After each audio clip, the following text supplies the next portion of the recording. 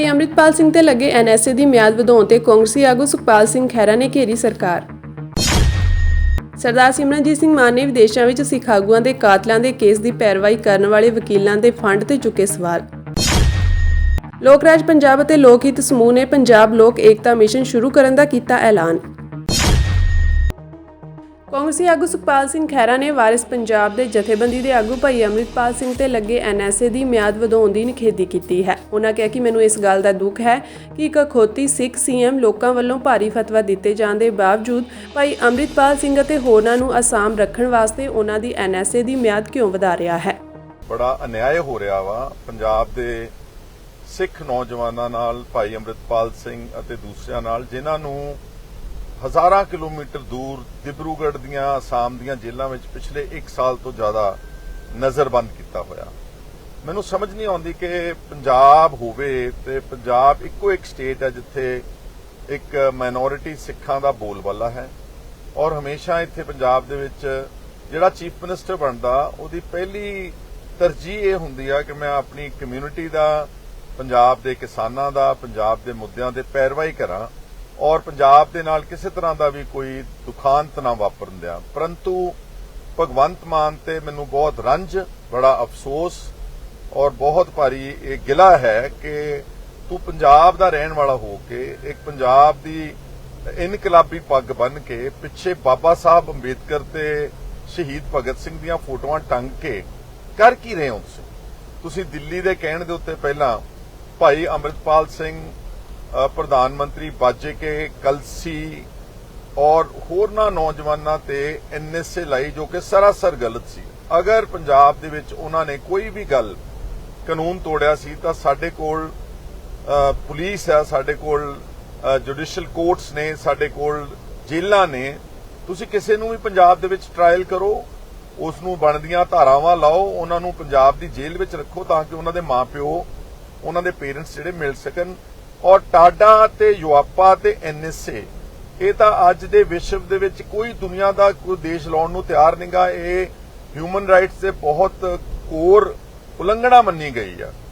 ਪਰ ਪੰਜਾਬ ਦੇ ਮੁੱਖ ਮੰਤਰੀ ਨੇ ਨਾ ਸਿਰਫ ਐਨਐਸਏ ਲਾਈ ਪਿਛਲੇ ਸਾਲ ਔਰ ਬਹੁਤ ਡਰਾਮਾ ਰਚਿਆ, 6-7 ਜ਼ਿਲ੍ਹਿਆਂ ਦੀ ਪੁਲਿਸ ਏਦਾਂ ਮਗਰ ਚਾੜੀ ਜਿਵੇਂ ਕਿ ਪਤਾ ਨਹੀਂ ਕੌਣ ਕੀ ਕਰ ਗਿਆ ਵਾ। ਹਾਲਾਂਕਿ ਭਾਈ ਅੰਮ੍ਰਿਤਪਾਲ ਸਿੰਘ ਦਾ ਜਿਹੜੀ ਕਾਰਗੁਜ਼ਾਰੀ ਆ ਜਿੰਨੀ ਮੋਟੇ ਤੌਰ ਤੇ, ਇੱਕ ਤਾਂ ਉਹ ਅੰਮ੍ਰਿਤ ਦਾ ਪ੍ਰਚਾਰ ਕਰ ਰਿਹਾ ਸੀਗਾ, ਸਿੱਖੀ ਦਾ ਪ੍ਰਚਾਰ ਕਰ ਰਿਹਾ ਸੀਗਾ, ਦੂਸਰਾ ਉਹ ਨਸ਼ੇ ਦੇ ਖਿਲਾਫ ਲੜਾਈ ਲੜ ਰਿਹਾ ਸੀਗਾ।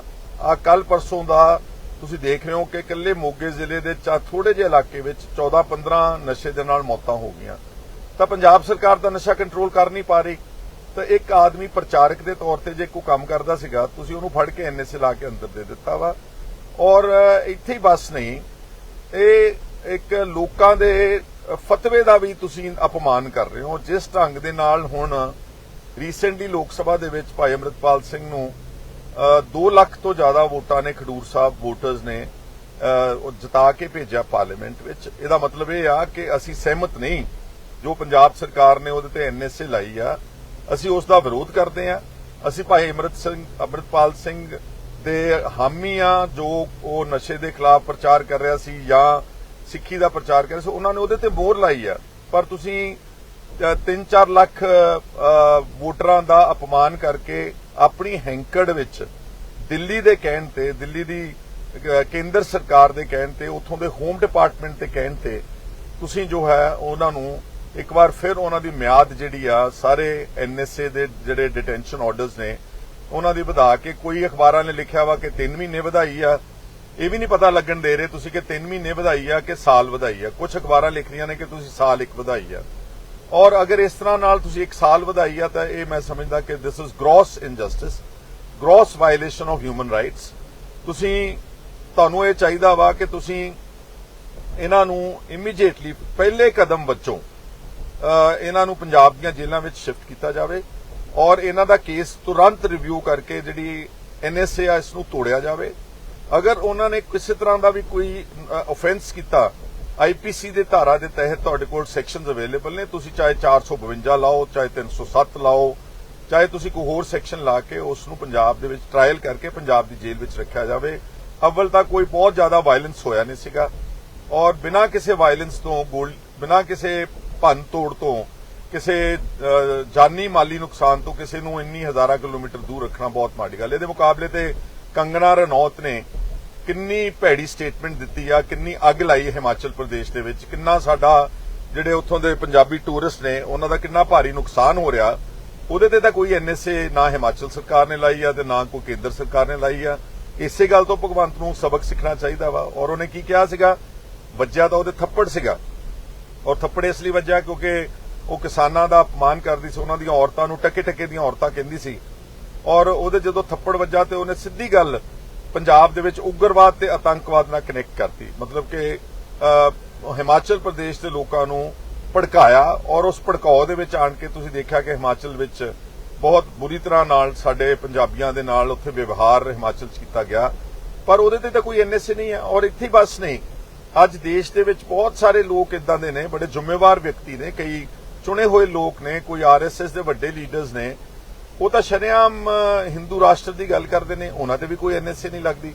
ਤਾਂ ਕੇਵਲ ਚੁਣ ਕੇ ਪੰਜਾਬ ਦੇ ਵਿੱਚੋਂ ਇਹਨਾਂ ਨੌਜਵਾਨਾਂ ਦੇ ਉੱਤੇ ਐਨਐਸਏ ਲਾਉਣੀ, ਇਹਦਾ ਮਤਲਬ ਕਿ ਨਾ ਸਿਰਫ ਤੁਸੀਂ ਆਪਣੀ ਕੌਮ ਦੇ ਨਾਲ ਗਦਾਰੀ ਕਰ ਰਹੇ ਹੋ, ਆਪਣੇ ਸੂਬੇ ਦੇ ਲੋਕਾਂ ਨਾਲ ਗਦਾਰੀ ਕਰ ਰਹੇ ਹੋ, ਬਲਕਿ ਤੁਸੀਂ ਇਹ ਆਪਣਾ ਹੋਮ ਡਿਪਾਰਟਮੈਂਟ ਜਿਹੜਾ ਹੈ ਉਹ ਕੰਪਲੀਟ ਸਰੈਂਡਰ ਵੀ ਕਰ ਰਹੇ ਹੋ ਕੇਂਦਰ ਸਰਕਾਰ ਦੇ ਹਵਾਲੇ ਕਿ ਅਸੀਂ ਤਾਂ ਇਦਾਂ ਹੀ ਅਸੀਂ ਜੋ ਤੁਸੀਂ ਕਹੋਗੇ ਅਸੀਂ ਤੁਹਾਡੇ ਆਖੇ ਜਿਸ ਨੂੰ ਮਰਜ਼ੀ ਫੜ ਕੇ ਅੰਦਰ ਦੇਵਾਂਗੇ। ਔਰ ਵੈਸੇ ਵੀ ਪੰਜਾਬ ਦੇ ਵਿੱਚ ਬਹੁਤ ਖਤਰਨਾਕ ਝੂਠੇ ਪਰਚਿਆਂ ਦਾ ਦੌਰ ਚਲਾਇਆ ਭਗਵੰਤ ਮਾਨ ਨੇ।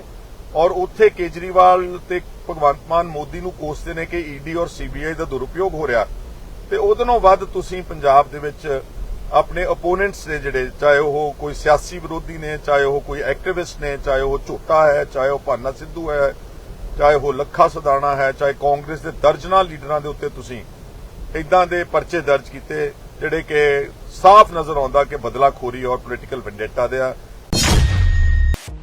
ਸ਼੍ਰੋਮਣੀ ਅਕਾਲੀ ਦਲ ਅੰਮ੍ਰਿਤਸਰ ਪ੍ਰਧਾਨ ਅਤੇ ਸੰਗਰੂਰ ਤੋਂ ਸੰਸਦ ਮੈਂਬਰ ਸਰਦਾਰ ਸਿਮਰਨਜੀਤ ਸਿੰਘ ਮਾਨ ਨੇ ਵਿਦੇਸ਼ਾਂ ਵਿੱਚ ਸਿੱਖਾਂ ਦੇ ਕਾਤਲਾਂ ਦੇ ਕੇਸ ਦੀ ਪੈਰਵਾਈ ਕਰਨ ਵਾਲੇ ਵਕੀਲਾਂ ਦੇ ਫੰਡ ਤੇ ਸਵਾਲ ਖੜੇ ਕੀਤੇ ਹਨ।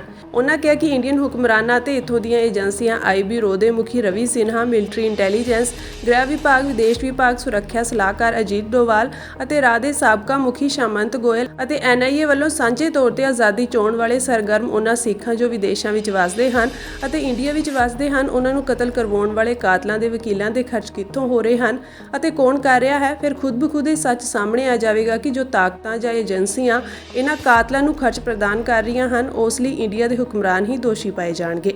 ਉਨ੍ਹਾਂ ਕਿਹਾ ਕਿ ਅਮਰੀਕਾ ਨੇ ਸਬੰਧਤ ਦੋਸ਼ੀ ਨੂੰ ਚੈਕੋਸਲੋਵਾਕੀਆ ਤੋਂ ਹਵਾਲਗੀ ਸੰਧੀ ਅਧੀਨ ਸਰਦਾਰ ਗੁਰਪਤਵੰਤ ਸਿੰਘ ਪੰਨੂ ਨੂੰ ਮਾਰਨ ਦੀ ਸਾਜ਼ਿਸ਼ ਦੇ ਅੰਤ ਤੱਕ ਪਹੁੰਚਣ ਲਈ ਹੀ ਅਮਰੀਕਾ ਵਿਖੇ ਲਿਆਂਦਾ ਹੈ, ਜੋ ਆਪਣੇ ਆਪ ਵਿੱਚ ਇੱਕ ਕੌਮਾਂਤਰੀ ਪੱਧਰ ਦਾ ਪ੍ਰਤੱਖ ਸਬੂਤ ਹੈ।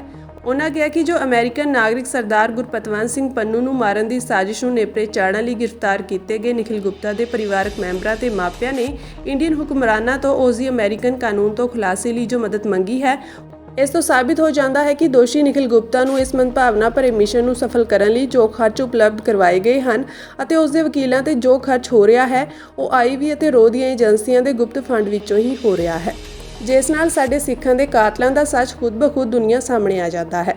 ਉਨ੍ਹਾਂ ਕਿਹਾ ਕਿ ਇੱਥੇ ਇਹ ਵੀ ਵਰਣਨ ਕਰਨਾ ਜ਼ਰੂਰੀ ਹੈ ਕਿ ਨਿਖਿਲ ਗੁਪਤਾ ਨੂੰ ਭੇਜੇ ਜਾਣ ਵਾਲੇ ਖਰਚ ਹਿੰਦੂ ਸਟੇਟ ਦੀ ਵਾਸ਼ਿੰਗਟਨ DC ਵਿਖੇ ਸਥਾਪਿਤ ਐਮਬੈਸੀ ਰਾਹੀਂ ਰਾਹ ਦੇ ਮੁਖੀ ਰਵੀ ਸਿਨਹਾ ਤੇ ਸੁਰੱਖਿਆ ਸਲਾਹਕਾਰ ਅਜੀਤ ਡੋਵਾਲ ਰਾਹੀਂ ਉਹਨਾਂ ਗੁਪਤ ਫੰਡਾਂ ਵਿੱਚੋਂ ਭੇਜੇ ਜਾ ਰਹੇ ਹਨ ਜਿਨ੍ਹਾਂ ਦਾ ਕਦੇ ਵੀ ਕਿਸੇ ਵੀ ਪ੍ਰਕਿਰਿਆ ਰਾਹੀਂ ਆਡਿਟ ਹੀ ਨਹੀਂ ਹੁੰਦਾ। ਲੋਕ ਰਾਜ ਪੰਜਾਬ ਅਤੇ ਲੋਕ ਹਿੱਤ ਸਮੂਹ ਨੇ ਅੱਜ ਪੰਜਾਬ ਲੋਕ ਏਕਤਾ ਮਿਸ਼ਨ ਸ਼ੁਰੂ ਕਰਨ ਦਾ ਐਲਾਨ ਕੀਤਾ ਹੈ। ਲੋਕ ਰਾਜ ਪੰਜਾਬ ਕਿਸਾਨ ਫੋਰਮ, ਸੱਭਿਆਚਾਰ ਸੰਭਾਲ ਮੰਚ ਅਤੇ ਉੱਤਮ ਖੇਤੀ ਕਿਸਾਨ ਯੂਨੀਅਨ ਨੇ ਪੰਚਾਇਤੀ ਚੋਣਾਂ ਵਿੱਚ ਸਿਆਸੀ ਧੜੇਬੰਦੀ ਨਕਾਰ ਕੇ ਸਰਬਸੰਮਤੀ ਨਾਲ ਵੱਧ ਤੋਂ ਵੱਧ ਪੰਚਾਇਤ ਚੋਣਾਂ ਕਰਨ ਵਾਸਤੇ ਲੋਕਾਂ ਨੂੰ ਪ੍ਰੇਰਨ ਲਈ ਲੋਕ ਏਕਤਾ ਮਿਸ਼ਨ ਸ਼ੁਰੂ ਕਰਨ ਲਈ ਹੱਥ ਮਿਲਾਇਆ ਹੈ। ਪਟਿਆਲਾ ਸਿਵਲ ਸੁਸਾਇਟੀ ਵੀ ਇਸ ਮਿਸ਼ਨ ਵਿੱਚ ਸ਼ਾਮਿਲ ਹੋਈ। ਇਸ ਮਿਸ਼ਨ ਨੂੰ ਸ਼ੁਰੂ ਕਰਨ ਦੇ ਪਿੱਛੇ ਉਹਨਾਂ ਨੇ ਕਾਰਨ ਦੱਸਿਆ ਕਿ ਪਿਛਲੇ ਸਾਲਾਂ ਤੋਂ ਸਿਆਸੀ ਹਿੱਤਾਂ ਕਾਰਨ ਪਿੰਡ ਵਾਸੀਆਂ ਵਿੱਚ ਕੜੱਤਣ ਅਤੇ ਧੜੇਬੰਦੀ ਪੈਦਾ ਕੀਤੀ ਗਈ ਹੈ। ਇਸ ਸਿਆਸੀ ਪਾਟੋ ਧੜ ਦੇ ਸਿੱਟੇ ਵਜੋਂ ਪਿੰਡਾਂ ਵਿੱਚ ਬਹੁਤ ਸਾਰੇ ਬੇਲੋੜੇ ਝਗੜੇ, ਮੁਕੱਦਮੇਬਾਜ਼ੀ, ਹਿੰਸਾ, ਕਤਲ, ਅਪਰਾਧਿਕ ਅਤੇ ਅਨੈਤਿਕ ਗਤੀਵਿਧੀਆਂ ਨੇ ਡੂੰਘੀਆਂ ਜੜ੍ਹਾਂ ਫੜ ਲਈਆਂ ਹਨ ਅਤੇ ਇੱਕਸਾਰ ਸ਼ਾਂਤੀਪੂਰਨ ਅਤੇ ਸਿਹਤਮੰਦ ਪੇਂਡੂ ਜੀਵਨ ਨੂੰ ਤਬਾਹ ਕਰਕੇ ਰੱਖ ਦਿੱਤਾ ਹੈ। ਰਾਜਨੀਤਿਕ ਤੌਰ ਤੇ ਧੜੇਬੰਦੀ ਨੇ ਹਰੇਕ ਪਿੰਡ ਦੀ ਸਮੂਹਿਕ ਤਾਕਤ ਨੂੰ ਬੇਹੱਦ ਕਮਜ਼ੋਰ ਕਰ ਦਿੱਤਾ ਹੈ। ਪਿੰਡਾਂ ਦੀ ਆਰਥਿਕਤਾ, ਉਹਨਾਂ ਦੀ ਸਵੈ ਨਿਰਭਰਤਾ, ਮਾਨਸਿਕ ਅਤੇ ਸਰੀਰਕ ਸਿਹਤ ਤੇ ਮਾੜਾ ਅਸਰ ਪਿਆ ਹੈ। ਇਸ ਬੇਲੋੜੇ ਸਿਆਸੀ ਪਾੜੇ ਨੇ ਲੋਕ ਭਲਾਈ ਦੀ ਰੱਤੀ ਵੀ ਪ੍ਰਵਾਹ ਕੀਤੇ ਬਿਨਾਂ ਅਪਰਾਧਿਕ ਤੱਤਾਂ ਨੂੰ ਹੱਲਾਸ਼ੇਰੀ ਦਿੱਤੀ ਹੈ। ਉਹਨਾਂ ਨੇ ਕਿਹਾ ਕਿ ਇਸ ਨੇ ਪੇਂਡੂ ਜੀਵਨ ਵਿੱਚ ਅਸੁਰੱਖਿਆ ਪੈਦਾ ਕੀਤੀ ਹੈ, ਪਿੰਡ ਦੇ ਜੀਵਨ ਨੂੰ ਸਮਾਜਿਕ ਅਤੇ ਆਰਥਿਕ ਤੌਰ ਤੇ ਨਿਰਾਸ਼ ਕੀਤਾ ਹੈ। ਲੋਕ ਏਕਤਾ ਮਿਸ਼ਨ ਕਿ ਸਾਰਾ ਜਿਹੜਾ ਸੰਤਾਪ ਹੈ ਉਹ ਪੰਚਾਇਤਾਂ ਦੀ ਧੜੇਬੰਦੀ ਕਰਕੇ ਪੰਜਾਬ ਹੰਢਾ ਰਿਹਾ, ਪਿੰਡ ਹੰਢਾ ਰਹੇ ਨੇ। ਜਿੰਨਾ ਨਸ਼ਾ ਵਿਕ ਰਿਹਾ, ਜਿੰਨਾ ਜਿਹੜਾ ਹੈਗਾ, ਕਿਉਂਕਿ ਉਸ ਧੜੇਬੰਦੀ ਕਰਕੇ ਪਿੰਡਾਂ 'ਚ ਮੁਕੱਦਮੇਬਾਜ਼ੀ ਸ਼ੁਰੂ ਹੋਈ, ਝਗੜੇ ਸ਼ੁਰੂ ਹੋਏ, ਅਦਾਲਤਾਂ ਲੰਮੇ ਕੇਸ ਜਿਹੜੇ ਚੱਲੇ ਨੇ, ਜਿਹੜੇ ਹੁਣ ਤੱਕ ਮੁੱਕਣ ਦਾ ਨਾਂ ਨਹੀਂ ਲੈਂਦੇ। ਬੇਸਿਕਲੀ ਪੰਚਾਇਤ ਹੀ ਇੱਕ ਐਸਾ ਇੰਸਟੀਟਿਊਸ਼ਨ ਹੈ ਕਿ ਜੇ ਇੰਪਾਰਸ਼ਲ ਹੋ ਜਾਂਦਾ ਤੇ ਇਨਸਾਫ ਵੀ ਹਫ਼ਤੇ ਦੇ ਵਿੱਚ ਮਿਲ ਜਾਣਾ। ਜਿਹੜੇ ਕੇਸ ਪੈਂਡਿੰਗ ਪਏ ਨੇ, ਜਿਹੜੇ ਅਦਾਲਤਾਂ 'ਚ, ਜਿਹੜਾ ਲੋਅਰ ਅਦਾਲਤਾਂ 'ਚ ਤੇ ਵੱਡੀਆਂ ਅਦਾਲਤਾਂ 'ਚ, ਉਹਨਾਂ ਨੇ ਨਾਲ ਦੀ ਨਾਲ ਜਿਹੜੀ ਆ ਨਾ ਉਹਦੇ 'ਚ ਜਿਹੜੀ ਉਹ ਕੰਪਾਊਂਡ ਹੋ ਜਾਣੇ ਨੇ, ਉਹ ਮੁੱਕ ਜਾਣੇ ਨੇ। ਇਹ ਜਿਹੜਾ ਰਾਹ ਹੈ ਥਾਣਿਆਂ ਦਾ ਤੇ ਦੂਜਾ ਤੇ ਸਿਰ ਪਾੜਨ ਦਾ ਇੱਕ ਦੂਜੇ ਦਾ, ਤੇ ਜਿਹੜਾ ਹੈਗਾ ਇਹ ਰਾਹ ਬੰਦ ਹੋ ਜਾਣਾ।